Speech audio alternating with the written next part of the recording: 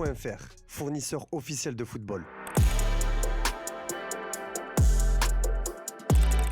Salut tout le monde et bienvenue dans ce nouveau JT Foot Mercato. On démarre avec l'annonce de la journée, Liam Rosenior est le nouvel entraîneur de Chelsea. C'était un secret de polichinelle, c'est désormais officiel. Le technicien anglais était en conférence de presse ce mardi matin pour annoncer son départ chez les Blues. Le club londonien a finalement officialisé la nouvelle quelques minutes plus tard. Liam Rosenior a lâché ses premiers mots sur le site du club anglais. La confiance qui m'est accordée pour ce rôle est un immense honneur et je tiens à remercier toutes les personnes impliquées pour cette opportunité et la confiance qu'elles m'ont témoignée. Je donnerai le meilleur de moi-même pour offrir à ce club le succès qu'il mérite.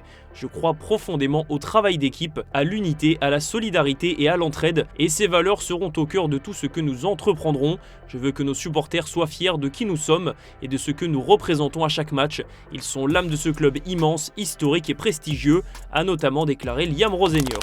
Si le désormais ex-entraîneur du Racing Club de Strasbourg est ravi de débarquer à Chelsea, ce n'est pas forcément le cas des supporters des Blues. Dan Silver, représentant d'un groupe de supporters de Chelsea, s'est exprimé sur l'arrivée de Liam Rosenior sur le banc du club londonien et il ne semble pas convaincu par le nouveau coach des Blues. I'm sort of like sitting on the fence. I mean, he's part of the Blue Coat group, so he'll know the restrictions he's got to work under.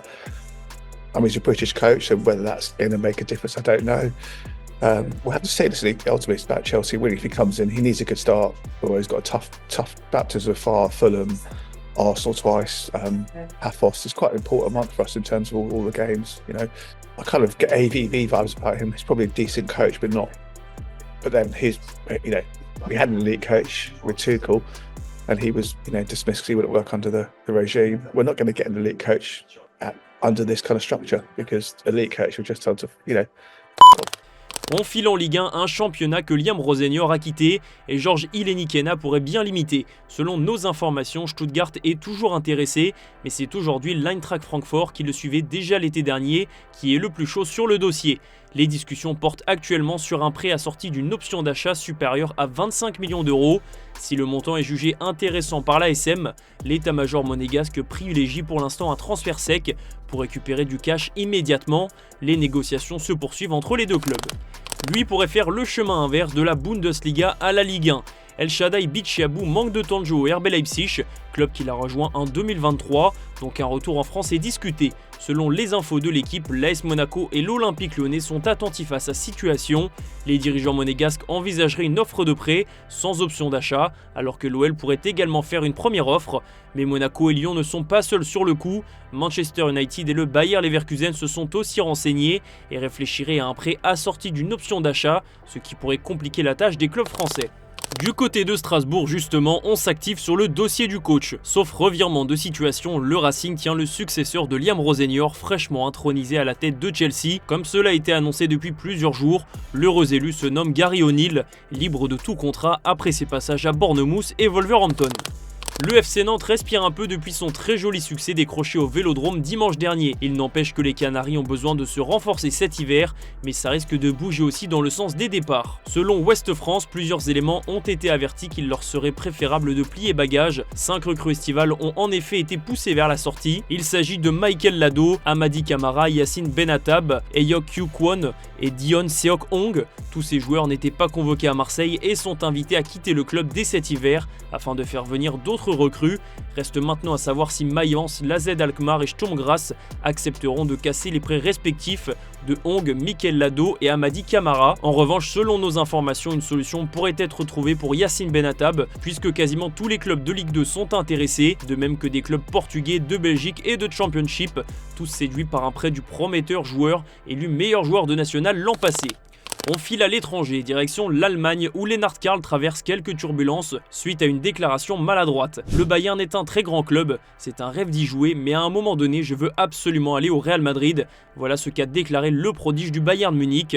Une sortie qui fait déjà polémique en Allemagne et Lennart Karl l'a bien compris puisqu'il a été obligé de supprimer les commentaires sur son compte Instagram après avoir reçu une avalanche de critiques lui demandant de ne plus jouer pour le Bayern Munich et la polémique ne cesse d'enfler, à tel point que certaines légendes du Bayern Bayern ne soit dans l'obligation de s'en mêler, à l'image de Lothar Matthäus. Je trouve formidable qu'un jeune de 17 ans ait confiance en lui. Se fixer des objectifs n'a absolument rien à voir avec l'arrogance. Je ne trouve cela ni prétentieux ni arrogant. Si Karl devient suffisamment bon pour que le Real Madrid entame des négociations, il devra d'abord accomplir quelque chose d'extraordinaire avec le Bayern, a déclaré Matthäus.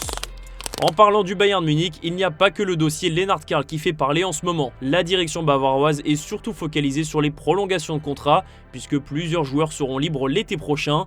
Manuel Neuer, Dayo Upamecano, Rafael Guerreiro, Leon Goretzka, Sven Ulreich et Serge Gnabry. Pour Upamecano, on vous a déjà expliqué qu'un accord financier avait été trouvé pour une prolongation. Il reste à boucler la question de la clause libératoire. Au sujet de Manuel Neuer, aucune décision n'a encore été prise, que ce soit par le joueur ou le club. Le gardien allemand a 39 ans et son état de forme sera l'un des arguments. Pour Sven Ulreich, le Bayern ne se précipite pas. Et enfin pour Guerreiro, Gnabry et Goretzka, c'est encore assez flou. Le directeur sportif Max Eberl a ouvert la porte à un départ ou une prolongation pour les deux derniers. Sans vouloir fixer de délai pour une décision, nous avons eu des discussions préliminaires avec les deux joueurs et leurs agents. Tout est possible et il n'y a pas de date limite pour aucun des deux. La deuxième partie de saison s'annonce mouvementée pour la direction du Bayern Munich. Lui a déjà quitté le Bayern Munich, c'est Mathys Tel. L'attaquant français est loin de faire l'unanimité du côté de Tottenham. Il avait même été écarté de la liste de la Ligue des Champions en début de saison.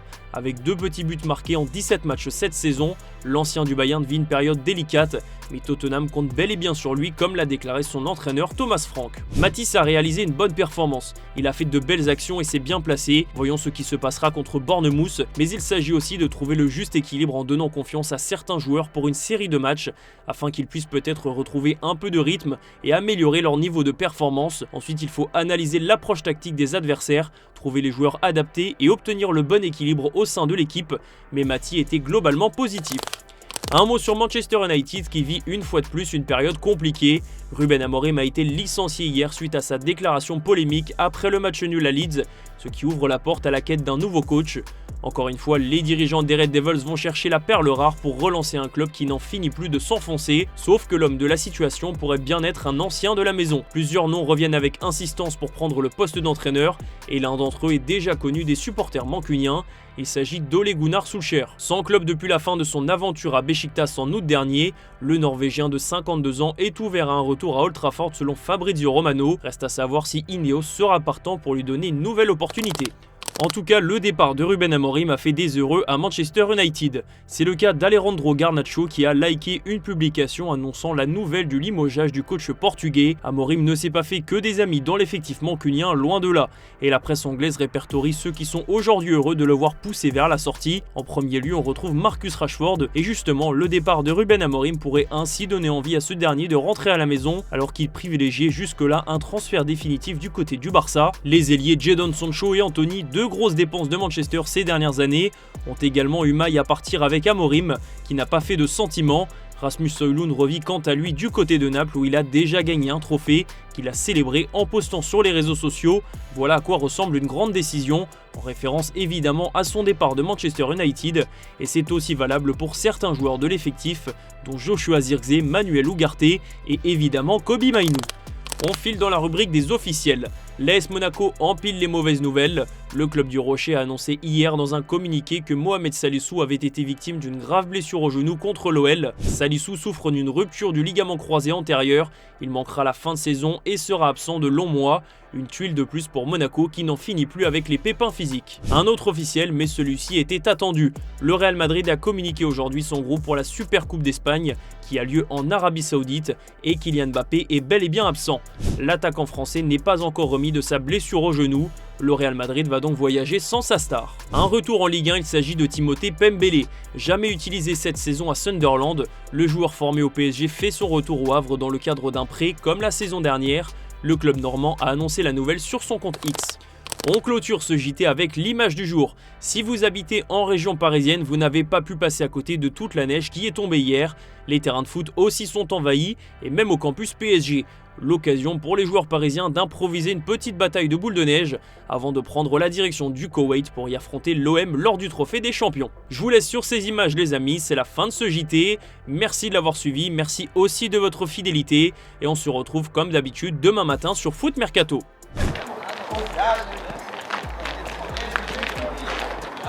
guys.